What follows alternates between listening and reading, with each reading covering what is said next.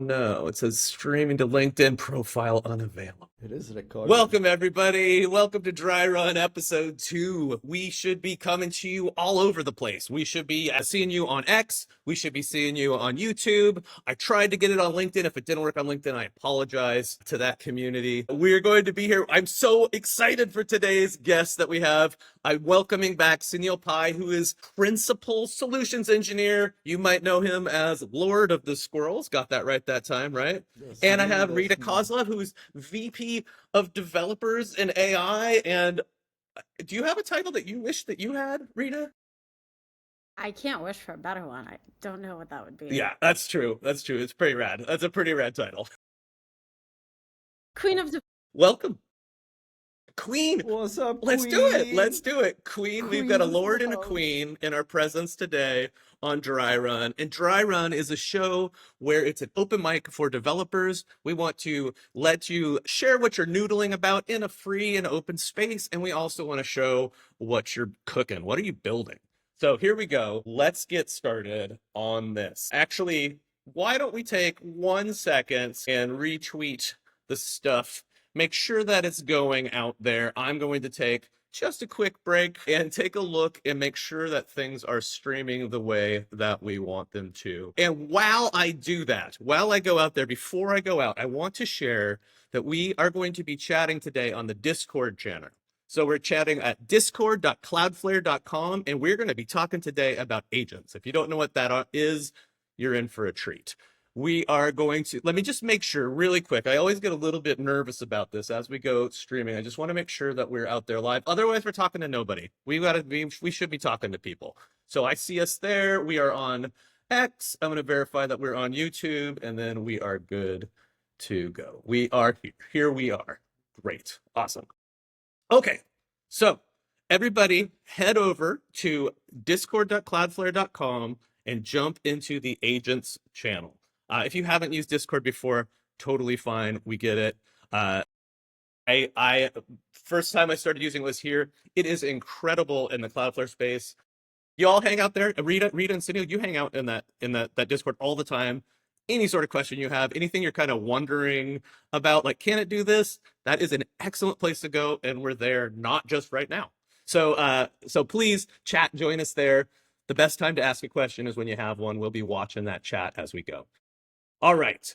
I feel like, guys, when you start one of those series, like first of all, what series are you all watching right now? Somebody's watching something. I think we're both watching the same thing. I'm watching Severance. Severance. Yes. So that's tonight.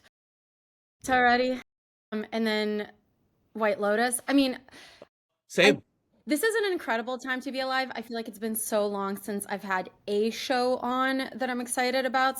Having 2 shows on that I look forward to every week, I'm like, it's such a treat. And that week is long enough, right? Where that beginning, you need that intro where it's like, hey, last week on this episode, we did this. Do you think we could try to do one of those sort of like live? So last week on this episode, Sunil was here and Sunil launched. We launched the Agents SDK. We are officially a framework company now. We should just get rid of the network and only do published JavaScript. That's what we do now. And for those of people who have not yet seen an agent or even heard of an agent, or they've seen a lot of agent talk and are like, wait a second, I don't know if I know what an agent is. Can we do a quick recap? Because we did that last time. We did and you did an excellent job of that. What's the episode recap version of what an agent is? Everyone's clicking skip recap right now. Yeah. Okay, so we'll keep it short. Agents are tiny containers that run your code forever and ever if you want it that way, and they're powered by little god computers called LLMs that let them decide what to keep doing next. And you can give it a whole bunch of inputs via HTTP, email, maybe audio, video, but it just keeps chugging along and automating based on like vibes. Like it's like, okay, I'm going to do this next and that next. And Cloudflare's Agents SDK lets you run that lets you spin up millions and millions of these little things that run across the planet for you. And it's stupidly cheap, which is weird. Dude, like, how are we a $60 billion cap company and our pricing is so cheap? I don't get it, but apparently someone does. So yeah. I've done the math. It checks out. That's what we spoke So about. And yeah. that So, but repository. let's first the inputs to it. Why is that important? Why are the inputs important? Why do we need so many inputs in there to talk to the agent? Well, in a perfect world, there would be no inputs and nothing would happen. The group of people who appreciate this most are functional programmers. Nothing really happens in a pure function. But the real world is messy. There are inputs. The way I like talking about it is that every business or every meaningful program operates on inputs that come from the outside and then spits out outputs. That's the function of software. Businesses run on automations where you get in customer orders, vibes, feedback, and integration with third-party systems. And it keeps running a loop forever and converting all of that into money on the other side. Well, sometimes money, usually money, hopefully money. Agents aim to take that and automate it almost purely on software without very little human intervention. And that's why it's kind of like a big deal that we are now reaching the next age of software where you don't really need humans for doing the things that LLMs are good at, which is converting unstructured data to structured data and converting between formats of data and then spitting unstructured data and reports back out. It's like kind of cool. The way that I like to think about it is there's that XKCD comic of automating something, right? And how long you think it will, how much time you think you will save by automating something, and then how long you actually end up spending on the automation. And if you've ever written a script to help automate something that you're doing, you know that it takes so much time because computers are kind of stupid in that way of every single edge case that you didn't specify turns out exists and it errors out and you're like, oh, I didn't think about that. So now I have to rerun it. But now we have smart computers. And so now we can allow them to, you go figure it out. It's basically, it is a script that can go and solve its own problems. And if it counters a problem, it can come up a new plan for how to solve that problem. And occasionally it'll come back to us and be like, hey boss, I'm stuck. Can you help unstick me? But that's my mental model for it. I like that. I like the hey boss. That's a great hey boss. How do we I think one of the things that's important to get our minds around for people who might have just in the past used like a chat GPT interface and they haven't done the programming on the backside of it, right? They haven't actually used an API. We give them a thing called tools, right? So the LLM gets these like extra like power-ups, these multipliers of now I can actually go create a Jira ticket. And not only that, you say, hey, LLM, when you need to open up a case or you need to report something, I want you to call this function, and then that function goes and calls it. So when it's acting by itself, it could really be doing a lot of stuff. And that I think that's super powerful. And I think one of those like I would be terrified if I didn't know about that, right? I think about that sometimes. Like I'd be so scared if I was like, well, these people are wild. I talk to ChatGPT. It can't like what it can't send an email. It says it's sending me an email when it can't send an email, stuff like that. So I always like to bring that up. And for those of you who are just tuning into that notification, I want to remind you that we are in the chat at discord.cloudflare.com. There's Rita's waving right there at the bottom. That little hand there, that's Rita's waving. So discord.cloudflare.com, head over to the agents channel, and there we'll be hanging out there. I'll be bringing anything that you have to say up on the chat.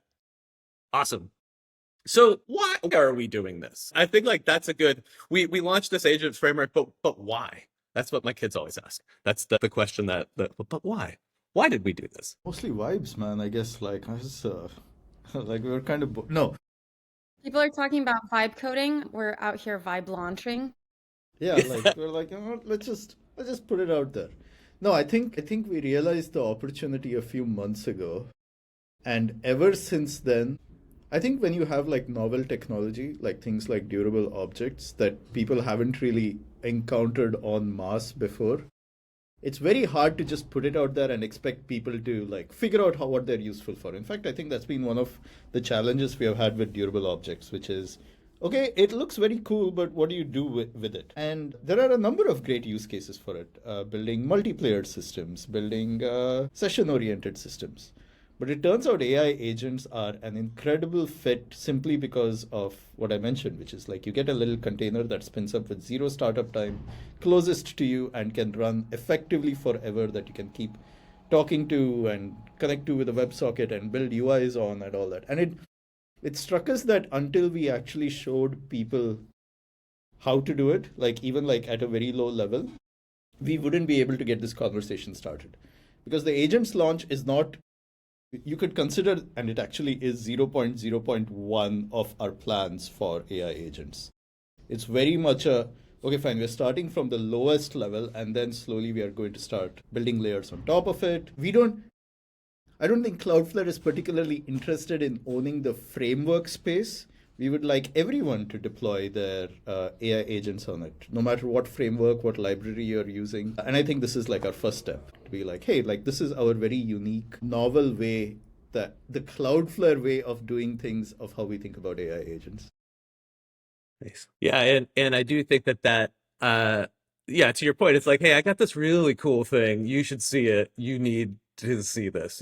Because people are going to start building this, and it's hard, right? It's hard. I think the stateful bit of it is really hard. I was at a hackathon this week, and I was watching some people build there, and just like watching and thinking about the stateful place, and I was like, oh man, you need to try this. Try this. Yeah, I mean, agents are fundamentally stateful. That's kind of the way that I like to break it up is you have the AI piece, the LLM, that's kind of the brains of the operation, but then it kind of needs its executive arm that goes and does stuff for it. And with each step, it then needs to keep track of, did I complete that step? Did I not complete that step? And then come back with and maintain everything that's been done. And so I think you can't really decouple state from the ability to build agents. And that's where, funnily enough, how long have durable objects been out now? Like 4 years? 4 years and a half years. It was August 2020. Sunil remembers because that's when we first DM'd. Exactly.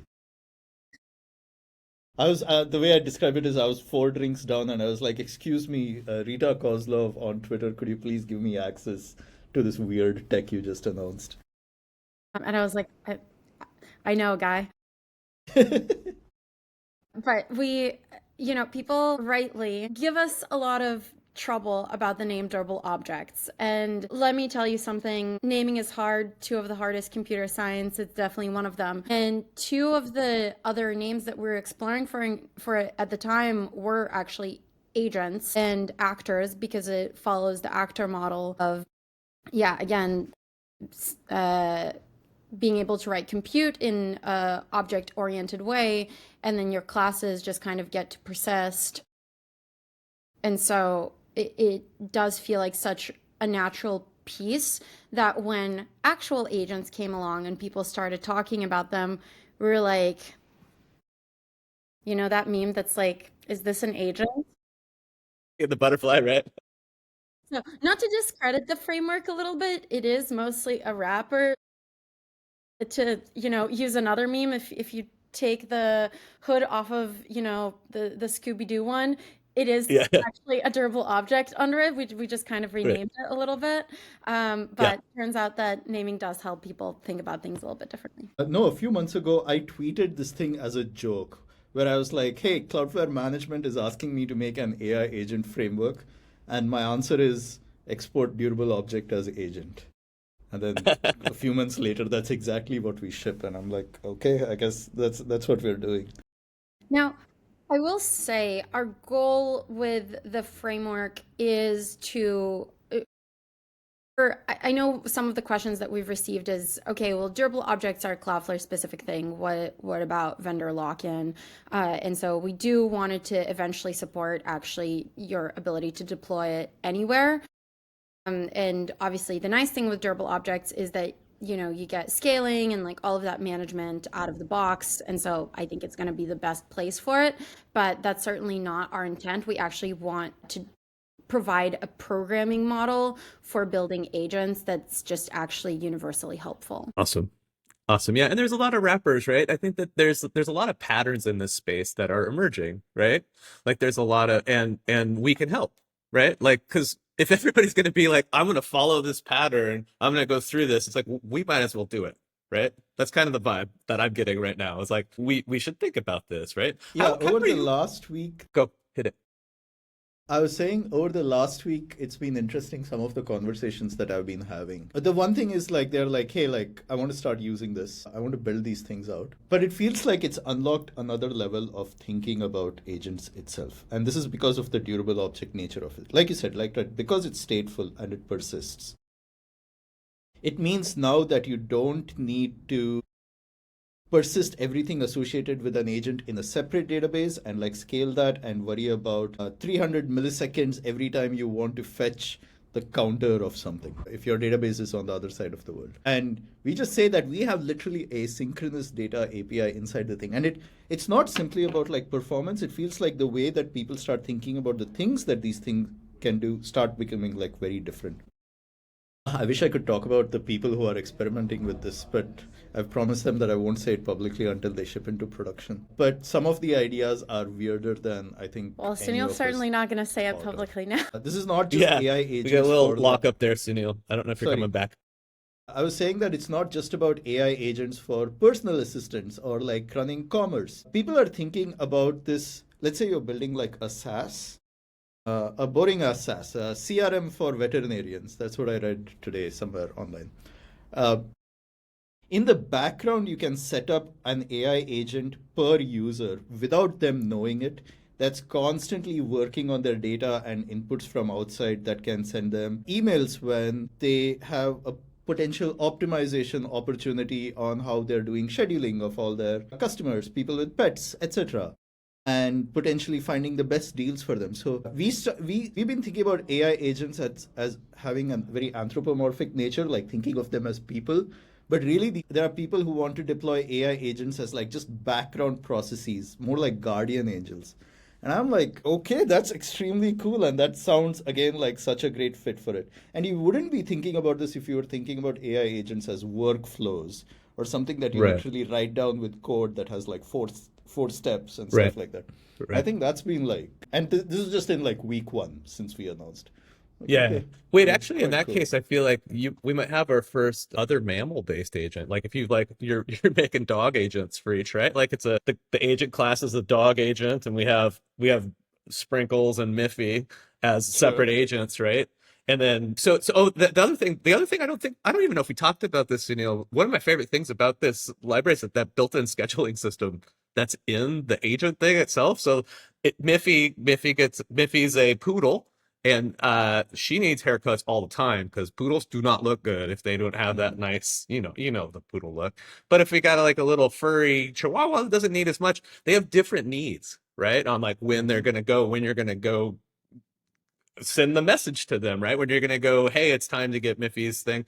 And that thing just running and checking in on them. I think that's super cool. I think that's a super cool use of an agent. I mean, I don't know what else we're gonna do. I don't know what else we're gonna do in there agent wise for that dog, but the sky's the limit. I mean, the boring technical way that I look at this, right, is you don't need one giant database for and have conditions for every type of pet, every species, every breed. Especially with pets, it's just this combinatorial explosion, right? Instead, every agent has context for that pet, and not just in terms of species or breed, but just in terms of vibes. Like, hey, like Yeah. Miffy is Yeah. got a little anxiety, is what it is. So every time they come in, here are special notes for them. And I don't have to save this in one global database. It's an application and agent that's designed for Miffy.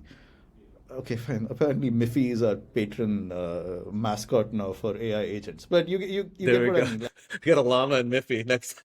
right? It's a very personal way of thinking about building systems like this. And I think that's. It didn't strike me in the week before that people would be thinking about the software in this way.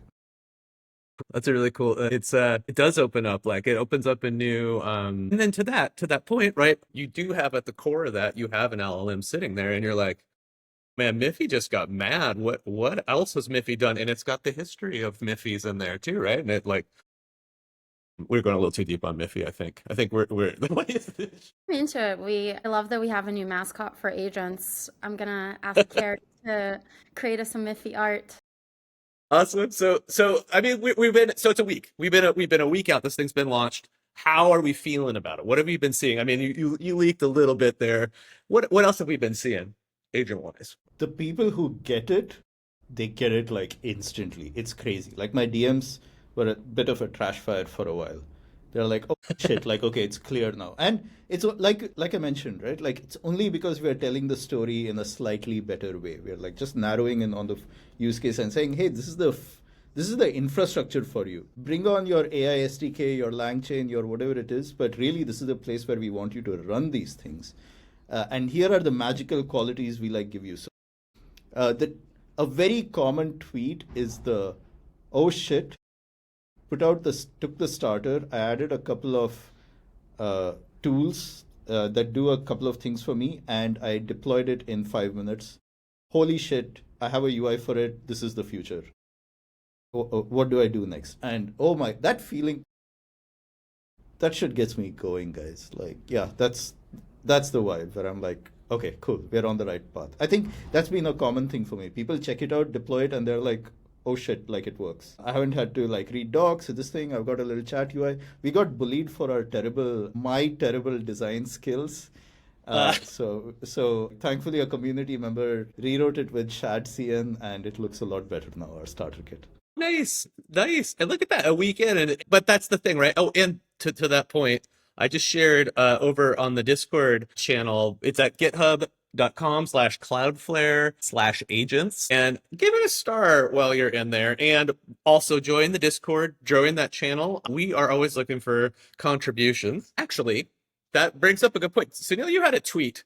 You had a tweet earlier this week where you had a little bit of an existential crisis of dealing with AI in pull requests. And it's an interesting talk, right? It's an interesting feeling to have. Do you remember which one I'm talking about? I know what you're talking about. I still don't know how I feel about it. Rita, Well, did let's you talk. see Let's this? talk Have you it seen through. You got some buddies here. You got buddies here. Talk it with us. Yeah, maybe I can throw a take out there. Yeah.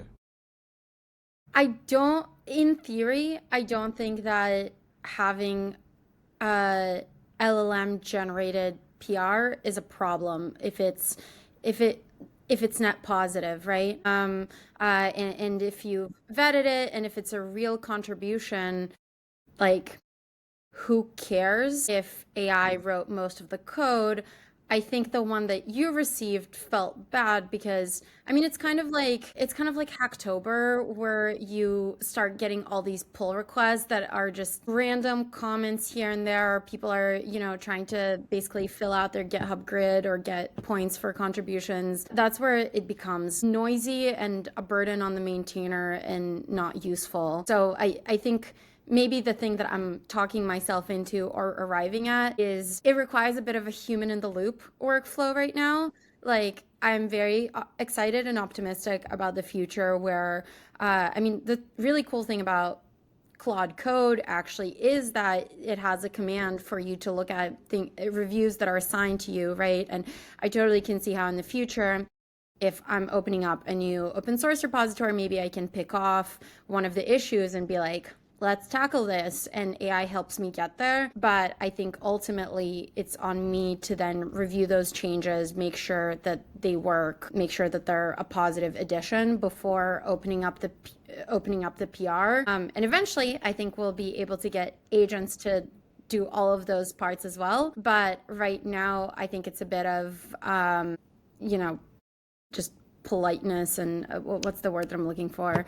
Code of it's don't waste people's time, I think, is the TLDR. Etiquette. That's the word I was looking for. I was like, not ethics. I think it was also about like confronting.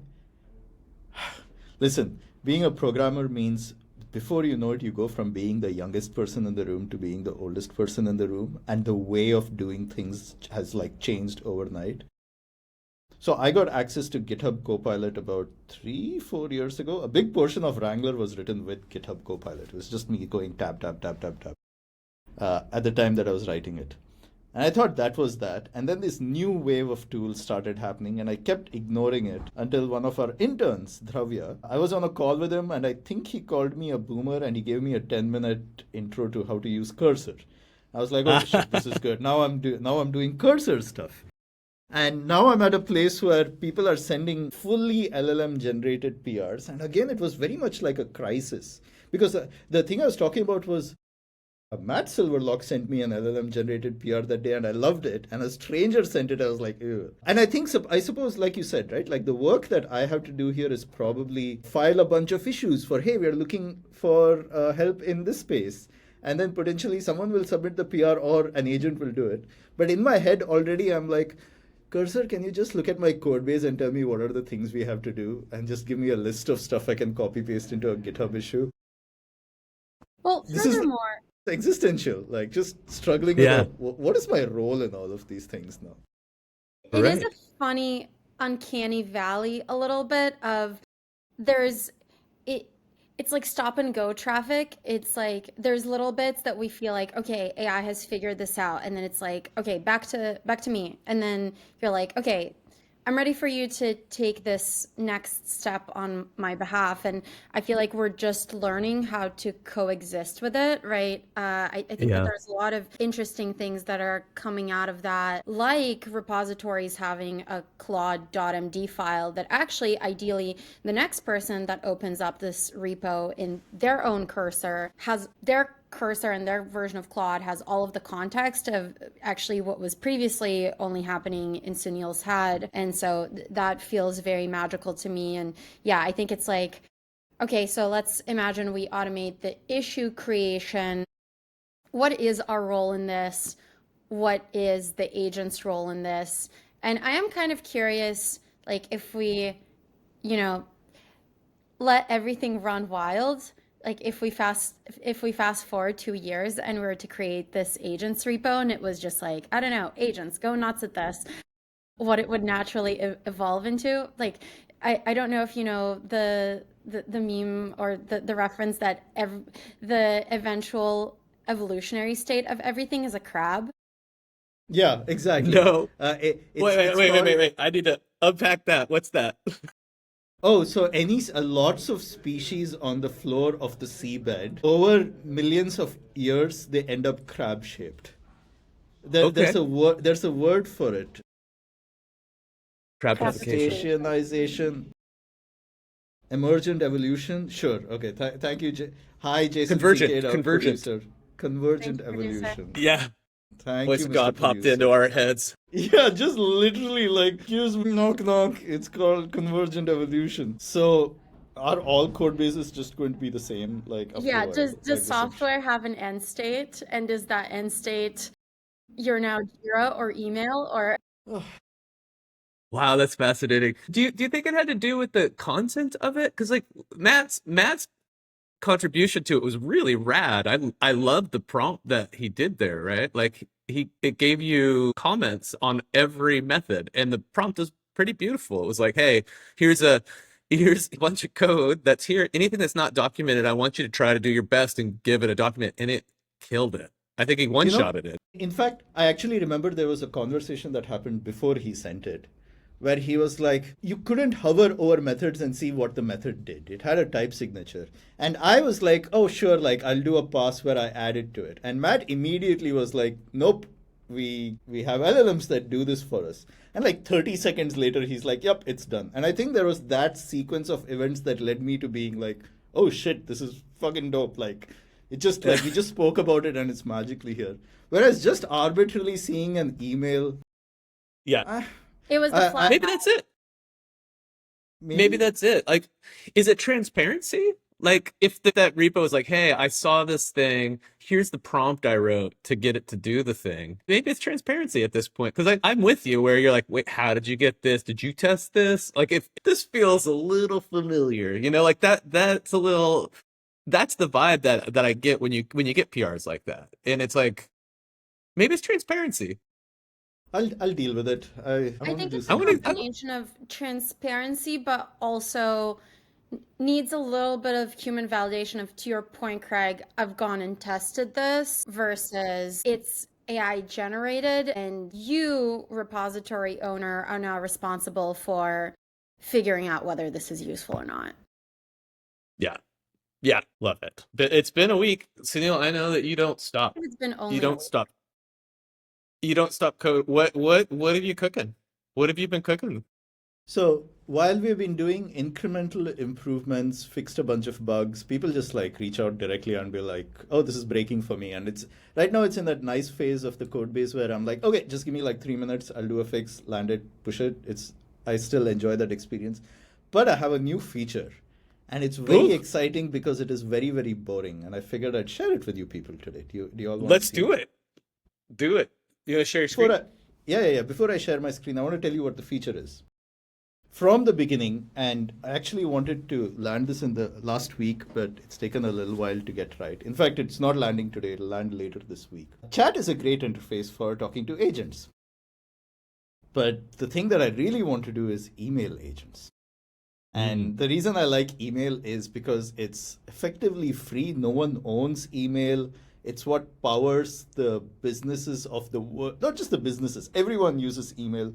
Everyone has an email address. It should be as easy to reach out to you and talk via email like it should be with a chat interface or something else or your favorite app, etc. And I wanted to take this boring thing and figure out how to do it right. So not only am I figuring out how to wire up your things to do email, I figured no one has a great local development experience for developing email chains just yet. Okay, so with that note, I'm going to share my screen. Are we going to get into why email here, Sunil, or should we talk about the before you pop it up? Can I? Let me. Why are you in the boring side of things? I think email is how people talk to each other, which is why agents should talk to each other with emails as well. I Okay. Really I as also simple as think that. the awesome thing about email is that it is async. And so if we get to a state where right now agents being chat powered are relying on you constantly sitting in that chat box with it, right? And so inherently kind of the thing that you assume that it's going to do for you is going to take just a moment. I mean, like to take this back into the context that we get all of these patterns from, if you message me on chat, you're kind of expecting me to respond right away versus email is like, take your time, respond whenever, SLA of probably around a day. And so I think as we move towards kind of these ambient agents with Miffy and these things that are happening, these processes that are happening in the background that come back to us when they're like, hey boss, need your attention again, it's me. Email is such a great pattern. And if you're joining us just now, we went on a rant before about this amazing state that we're going to live in, where each of our pets was going to have its own agent dedicated to it. So we've made Miffy, who, if I recall correctly, is a poodle. There was a poodle and a Poodle. chihuahua. I think Miffy Yeah, was it's a poodle. Miffy's Yeah, definitely a poodle. she needs to get haircuts frequently. But we had an agent assigned to each of them, and over the course of the entire history of their lives, every time they went to the vet, there was something that was specific to them, as opposed to this like massive database. But if I'm going back to that and thinking about, maybe being reminded that I need to book an appointment for Miffy, or that an appointment was even booked for me and I need to take her, email just kind of feels so much more like the natural place for these asynchronous workflows. So anyway, I've been hounding Sunil about, I think email is really cool. And so this is why I'm really excited about it. By the way, because you said that new desire unlocked, I want to email my dog. And I want my dog to Yes. email me back, if only. Yes. Okay, It's so like go for a walk? Question mark? yeah, exactly. Okay, so the demo I have is I have two panes here. So this is in our playground where we have our scheduler. You might have seen it, where if you say, hey, something like jump in 5 seconds, it actually adds it as a task, and then in 5 seconds, 1, 2, 3, 4, 5. You should see a little pop where it jumps, etc. We have a thing for like state sync, and we have a new. Sorry. And in that case, Sunil, that you could be calling a tool like Oh, I yeah, want yeah, you to yeah. run You this could thing for schedule me. it that does something, etc. And that could very well be an email. But this new section is the email section. And on the left side, you see a chat window where you can talk to an agent like you normally would. And the idea is sometimes messages, just like the scheduled message, could come when you're not really looking at your chat. And at that time, I'm just going to change one line of code here to say true, refresh. At that point, and this is for the sake of the demo, but you can imagine these messages are coming in when you're not connected. You want to make sure that the agent emails you. And here on the right side, I have an email inbox, literally one thread that every email that the agent, every message that the agent sends here will also get sent via email to you. So you can, let's say that you had asked it something. What's the weather like in, just say, how are you? How are you, little bot? You'll see that it also sends an email to you, and you can customize all of this, the subject title, whatever image. Here it's using plain text, but you might want something else. And it'll send it to you and say, hey, I'm just a computer person. I don't have feelings. But you should be able to reply back saying, don't say that. You're quite... And you could be sending this, of course, from Gmail or whatever email client that you have. But for the sake of this demo, you can say that back, and you'll see that it shows up in the chat again. And again, another response comes, which shows up back here. Nice. So it's the simplest thing, but it means, for example, for human in the loop steps, where you've told your agent to go out and find you flight tickets. It comes back and it says, here are option 1, 2, and 3. Not only get that message in your email, but you should be able to reply in your email saying, option 2 is great. Please make sure you choose the vegan meal for me. And here is my frequent flyer number. You should be able to interact completely with your agent via email and other, like we are going to do audio, video later, etc. But I think email is just so important. So it's a boring feature that we hope expands the horizon of what you could do with Cloudflare agents. So I hope to land it this week. If no one annoys me, everyone keeps meetings out of my calendar. But no, I've actually been like chugging on this. It turns out it's quite a beast to get right. And we want to make sure, so this demo, our first class integration, of course, will be with Cloudflare email workers, but it is designed so that you can bring any of your email providers / services into it. If you want to use resend, if you want to write a raw client that just sends stuff to your Gmail, it should all be possible. But this is going to be a first class feature for Cloudflare agents. And then the agent must have an email address, I guess, then. Is that That's exactly what's happening. So you can choose what that email address is. If you're using Cloudflare email workers is the easiest to set up here, where you can go into email workers and say, hey, this is my address. And then you make sure that your worker is bound to it. And you can also use it to like send emails. But there's no compulsion. Like that email address could be somewhere else. Like we should be able to figure this out. Like I said, I don't think we want to like lock you into the Cloudflare workers ecosystem, but we can do some things nicely when you're there. Yeah. Love it. I think that's super cool. You know, I remember the first time I had one of those. I'm gonna date myself here, but there's those apps. There was an app called RDIO. It was like pre-Spotify. Oh yeah, right? Yeah.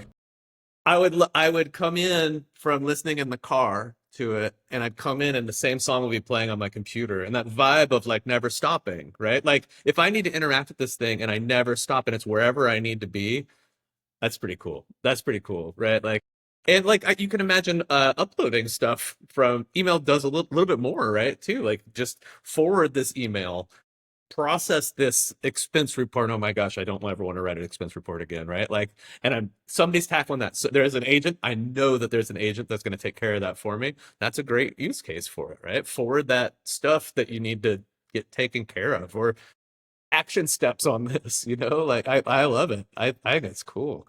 Super We've cool. spoken about this before, well, not on this show, of course, that AI agents are addressable. And what that means is they have a website address, they have an email address. Bro, they should have a phone number. I want to call up my agent and say, like, what's up? I'm in my 40s. I don't like, I mean, everybody loves Discord, but I get so overwhelmed when I'm there. I used to learn programming on email lists where very much older people used to abuse me, and it was not a healthy relationship. But like Discord is, everyone's so much nicer, and there are like 40,000 of them. Like I don't get it. But that's also why the Cloudflare agent infrastructure is so interesting, right? Which is, it gives you all of this in a box. Like forget about the email stuff for a while. The fact that you can open up a chat window to a given agent in two separate tabs, two separate devices, two separate computers, and you will see the same thing. It is synchronized automatically without you having to worry about WebSocket infrastructure or Redis or whatever it is. Dude, that shit is magical. Where I'm like, okay, yeah, I can work with this. I don't need to worry about those things. Like, this is Cloudflare's problem. Let them handle it for me. Got a comment from some friends over on YouTube that says, add more examples on durable objects, please. We are absolutely working on that. Yeah, Absolutely working on that. My favorite use case for durable objects before I got into AI agents, of course, was doing multiplayer stuff. In fact, I built a whole company around it called PartyKit. And that was extremely fun because we started with what if a text area could be editable by multiple people at the same time, like Google Docs? What if a drawing surface could have a bunch of people drawing on it, like TLDraw? In fact, TLDraw's multiplayer experience is actually powered by Cloudflare's durable objects. It's amazing. I think they were one of the first, do I want to call it non-enterprise? Like they were a startup with 3 people who just went all in on it, and they're fans of it. They're doing other interesting stuff with durable objects right now. We should add all these examples into the durable objects examples. Yeah. Yeah, for sure. Yeah, that'd be awesome. I would love the pun game from those. I've never met those. I don't even know who the creators of that are, but the pun game, TLDR, that is gorgeous. That is a beautiful pun. Like, I think like if you come up with a pun like that, you're like, I have to do this. I can't stop now. This is too good. You know what came first? Sunil, was it the pun or the app? Of what? TLDraw? Yeah, The pun came first. the pun This came is first. the Amazing. classic startup experience. Okay, fine. It's called TLDraw. I wonder what it is. So Rita, we are talking about coming on this show. You said, "Oh, I have an idea. Let's do that. Let's do that thing. Are we ready?" Let's do it. Okay, so I listen to a lot of podcasts. One of the OGs, I feel like, especially if you're a big internet person, was Reply All, which was kind of actually about all things internet. And one of my favorite segments there, all credit due, was Yes, Yes, No, where they would take a tweet that you have to be terminally online to understand, which my husband always did, and I never did. And 2 of the show co-hosts were always on the same page about what it was, and then the third one was like, this sounds like gibberish to me. I don't know what that is. So I thought it would be fun to do a tech version of that where, Yes. you know, we're nerds, so I'm going to go ahead and call it 110. So if you get it, you are a 1, and if you don't get it, you're a 0, and then we get to unpack it until we're all at I love it. So Yeah. I thought we would do that. And, you know, my dream is this becomes a recurring segment on the show. So if you're watching and you have tweets that you would like to see unpacked correctly or incorrectly by us, you do send them. That would also be fun. But I had a few prepped. By the way, I think a lot of my relationships, especially with people outside tech but who follow me on Twitter, is them sending me tweets saying, what does this mean? Like, I don't know what the words, like it looks like English, but I can't comprehend what's going on in this tweet. I feel there's so many subgenres that we have too, right? Like I don't know. Rita, you want to share? You want to share your screen? I can share my screen, sure. Okay, so maybe we'll start with something a little bit easier, and then we will increase in difficulty. So I saw this tweet the other day, and I thought it was kind of funny. And so, yeah, I'm curious. So I'm a 1. Sunil. I'm a 1, but I'm cheap, which is why I still haven't used Cloud Code yet. Another thing that well, let's just call me a 0. I You know might what? Honestly, I think I'm a 0, to be honest, on this. I think I understand that Claude Code came out, but I think I might be a 0 on the whole meat of it. Let's do it. Get us there. So let me actually, in a traditional way, start by reading it out loud and describing it a little bit. So the tweet says, Claude Code decided to LS in node modules. And then it's the oh husband meme where it's the woman kind of longingly looking in the snow. So maybe Craig. I don't know the oh husband meme. I don't know that one, I think. What's the joke here? Okay, so maybe that can be a good starting point. So generally this meme is used as the meme structure typically goes like, oh husband, you spent all of our hard-earned money on, you know, the 7 different streaming services that we have, or, on, crypto joke of the day or whatever it is. Which is Gotcha. why we are Okay. now poor and out in the snow and we are Yes. done for. Gotcha. Okay, We're gotcha. now destitute because of your Yes, Because- exactly. decision-making. Okay. I'm close. I think I'm really close to one with that new explanation here. Okay, so maybe you can help fill us in on what's the part of it that you feel like you're good on. Okay, so I think that the big joke of this, right, is that node modules is huge. There's a lot of stuff in node modules. Claude Code came out and it needs to explore your code base, right? And so it costs money to do that, right? To go and understand what that is. So this woman is saying, you spend all of our money reading node modules when that's not part of your code, right? You've brought the packages in that you don't need it to know about all those node modules. I think. Am I get one? it. Did I go one? You're so close. Also, Claude Code does something very unique compared to every other programming tool, which is at the end of the run, it tells you how much money you spent on it. And like it'll tell you this was 50 cents, this was $3, this was 4 cents. Okay, I get it. Okay, fine. I think I am a 1 now on this. Okay, now Okay. it unlocks. Okay, I Okay. think we're at 111. Okay. Well, Chuck, can you chucking avoid LS doing that? Sorry. Can you avoid doing that? Yeah, just tell it not to do that, I guess. Craig is in the ignorance is bliss camp. Yeah. Because the number of tokens you would burn by listing every file underneath node modules. Yeah, okay. Yeah. I'm a 1. Wait. It leads to exactly this situation. Yes. Okay, that's a really good tweet. I'm a Dude, 1. we got to play this with 4 people. That's One right. dot one. We have- Hey. All right. What we got next? Okay, I'm keeping Is an there eye on another the time, so I think we'll do one more. Yeah. Okay, I want one more. Okay. All right. So I'll actually we'll do it in the other way. I'll read it out first, and then we can do the little vote of where we're at. So the tweet says, tempting as it is to use max steps with a Vercel AI SDK and just let your agent run wild, I'm starting to think this is probably an anti-pattern for anything complex. That's I'm it. a That's 1 the on tweet. this. I'm a 1. I'm a 1 on this. I'm like a 1, I'm like a half to a 1. Yeah, I'm in the half to 1. I'd like to know why it's an anti-pattern. Okay, so Yeah. to give some context, Vercel AI SDK, which I love calling the jQuery of AI apps right now, really good software.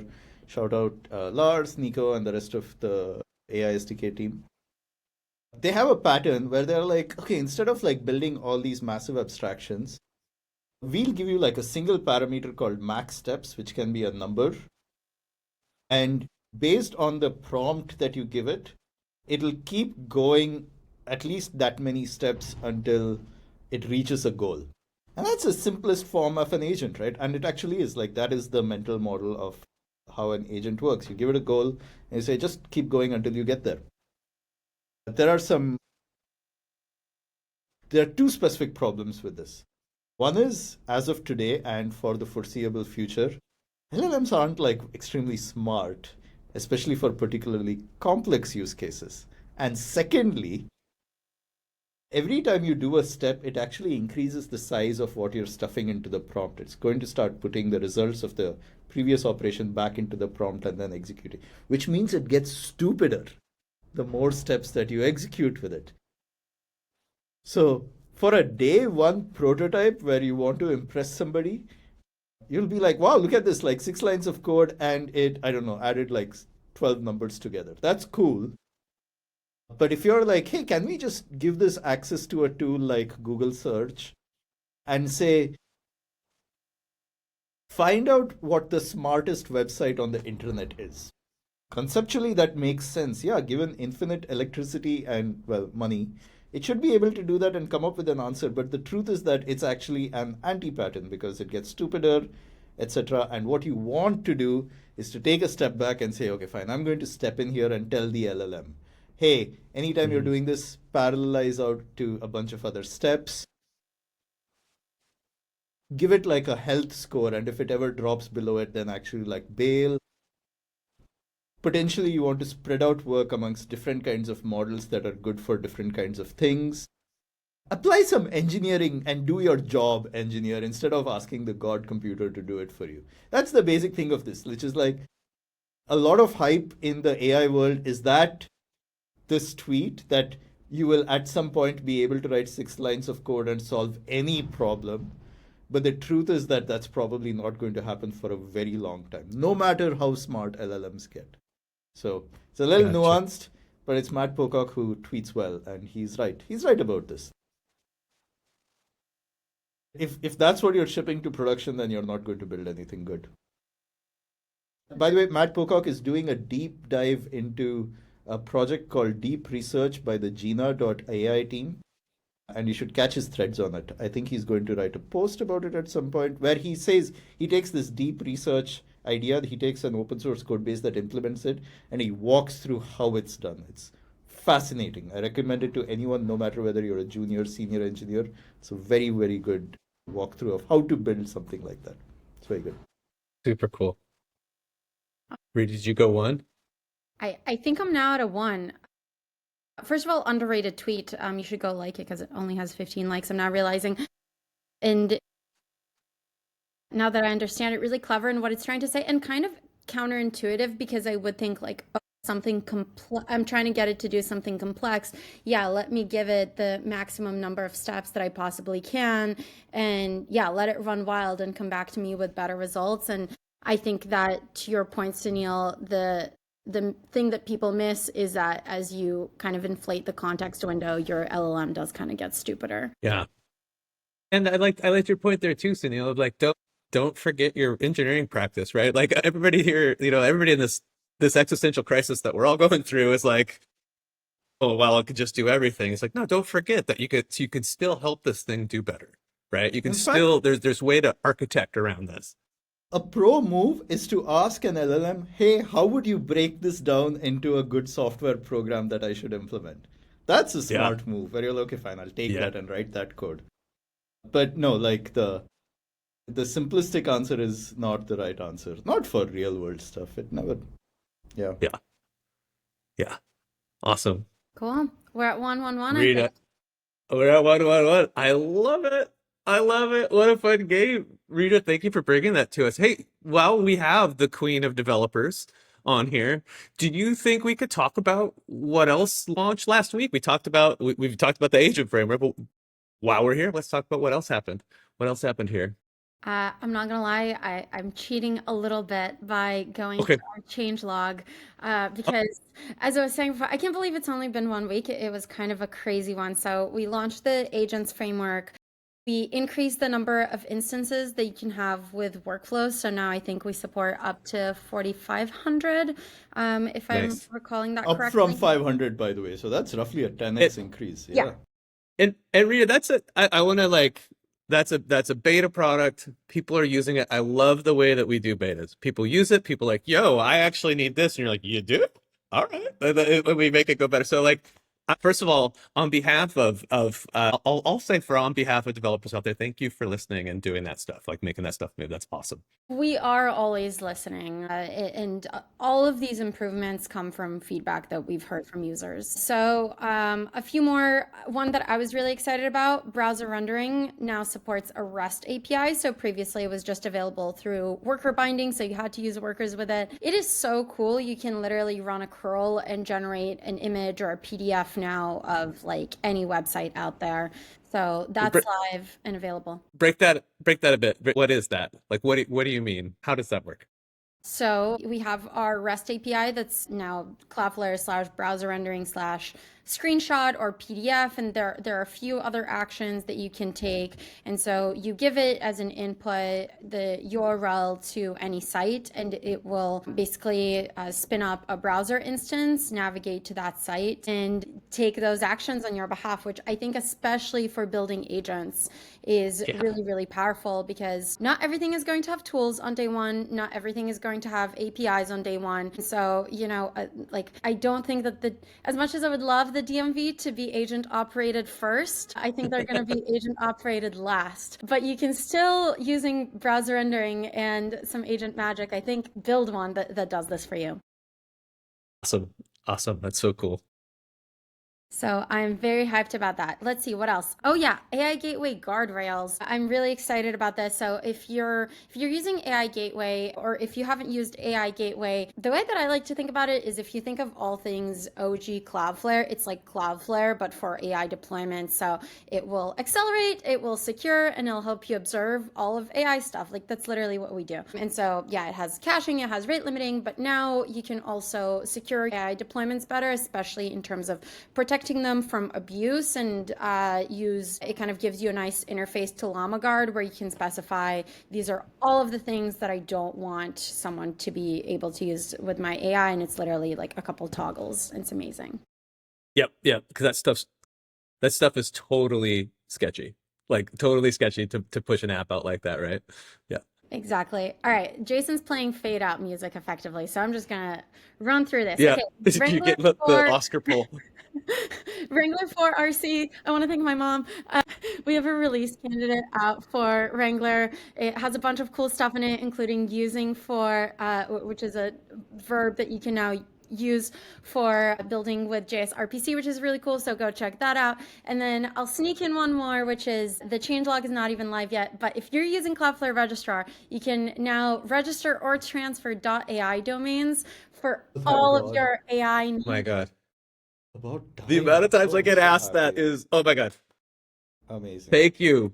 That's incredible. Mic drop on that. Boom, mic drop. Awesome. And that is going to wrap our show. Rita, Sunil, thank you so much for being here on Dry Run. I hope that everybody at home liked that. We are hanging out in the Discord. Meet us in the Discord. Hang out, build. Sunil, we want people to go to github.com/cloudflare/agents. There is a star button on that. I want you to click that, and I want you to validate Sunil. Right? All right, everybody. That's the show. Thank you. We'll be there. We will be back sometime soon. We'll see when these dry runs happen. Probably next week. I think we should do this again next week. That was a lot of fun. All right. Awesome, everybody. Thank you. Thanks for hanging out. We'll see you real soon.